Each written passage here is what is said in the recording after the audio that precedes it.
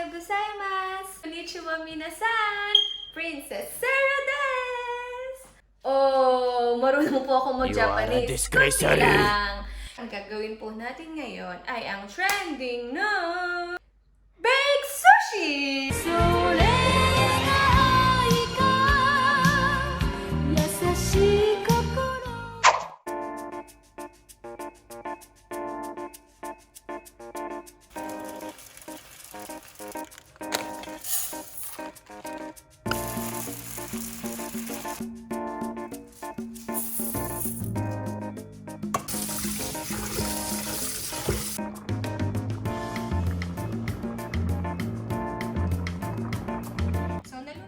Sushi rice natin, pero while it's still hot, kailangan po natin siyang lagyan ng rice wine vinegar,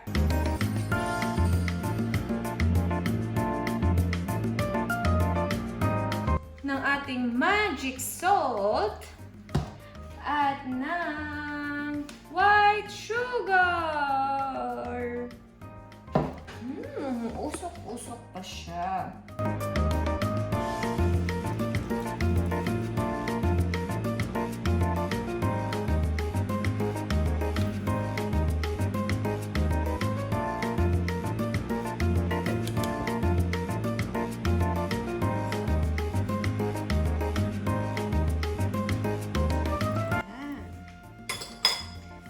Hahaluin lang natin siya. Guys, sinalin ko siya dito kasi hirap na hirap akong maghalo doon sa kaldero ko. Kaldero! Nilagyan ko siya ng 175 ml of rice wine vinegar, 2 tablespoons of white sugar, tsaka 2 teaspoons of salt. Ngayon, i-set aside natin siya, palalamigin natin siya while ginagawa natin yung iba pa nating ingredients. Ito yung ating crab sticks. So, syempre, huwag nyo kalimutan tanggalin yung plastic.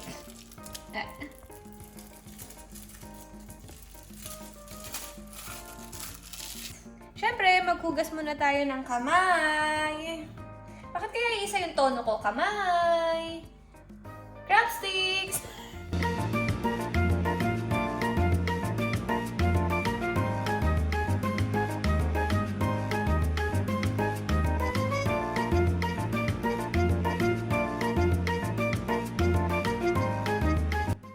Hiwain lang natin siya ng maliliit. Ayan, ganyan lang.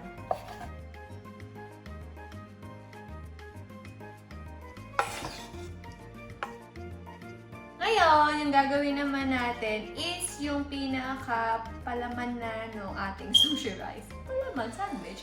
So, i-mix-mix muna natin to. So, maglagay tayo ng cream cheese.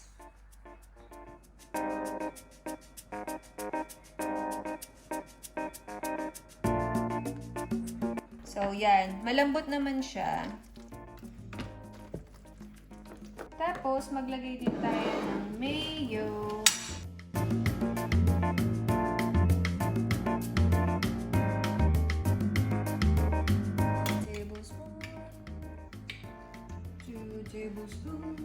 So, kailangan palasahin muna natin to. Amoyin ko lang. Konting mayo pa.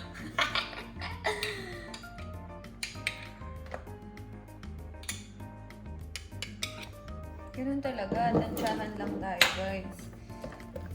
Kasi, pachamba-chambang kusinera! No!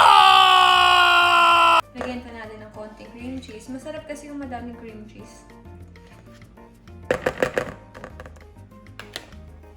So, lagyan na natin tong ating crabs.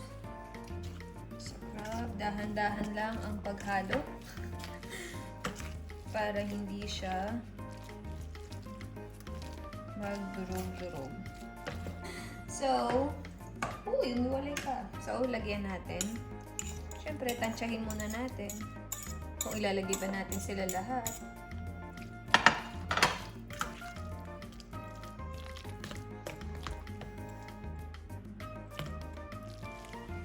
lalagyan natin siya nitong sriracha!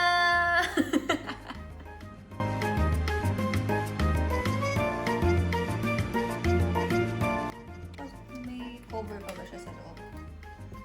Meron pa. Nakita nyo guys, bagong-bago.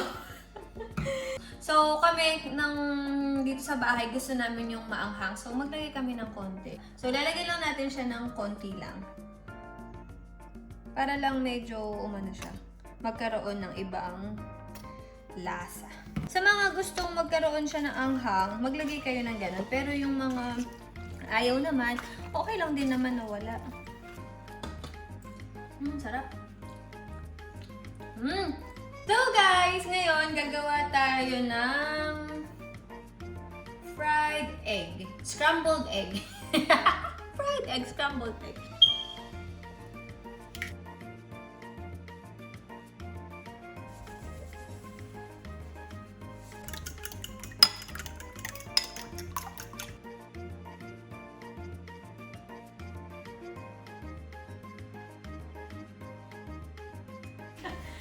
Sa aking kapitbahay, shout out ulit sa'yo. Wala pala akong gatas. Hihiramin ko yung gatas mo, pero konti. Kung hindi paminta, kung hindi asin, gatas, ang hirap ko, no? Tapos, naglalagay din kasi ako ng gatas dito sa, sa itlog. Yun nga, para mas creamy siya. Salamat, kapitbahay! I-chat na lang kita. I-chat na lang kita. So, for sure naman, mapapanood mo to. So, alam mo na pagka nabuksan yung gatas mo.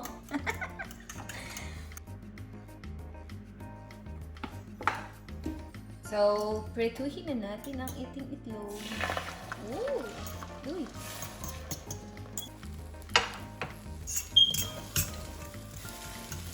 Ganyan. Don't forget to subscribe on my channel!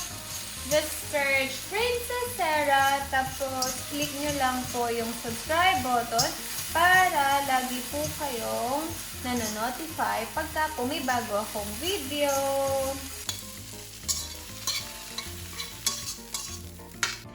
Ito yung ating roasted seasoned sea laver. O in short, nori.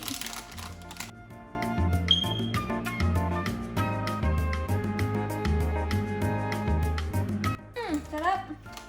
Pinapapak ko to eh.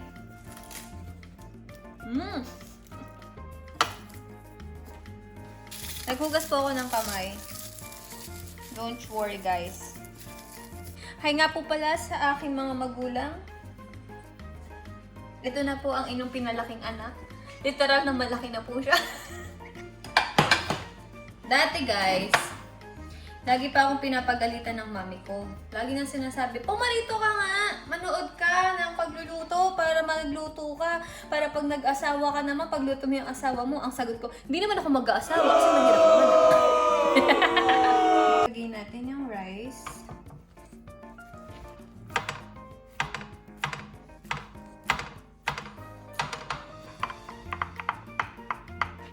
So, yan! Flat na siya. Then, ilalagay natin yung egg.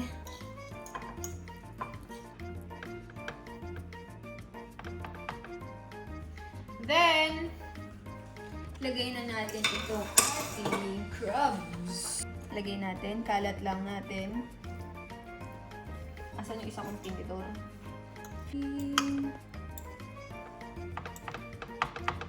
Oh. So, yan na siya. Then, ngayon, ibubudbud na natin ang ating nori.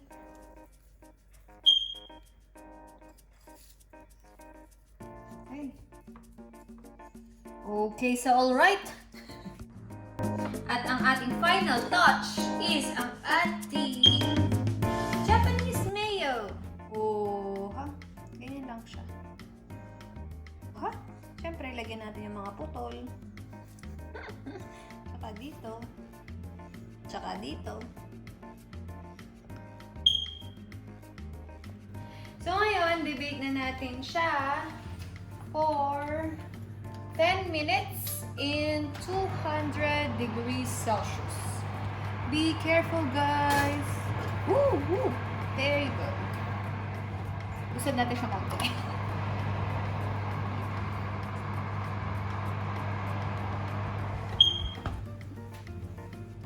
So, hintayin lang natin siya. A few moments later. So guys, ito na ang ating baked sushi! Yay! I'm so excited!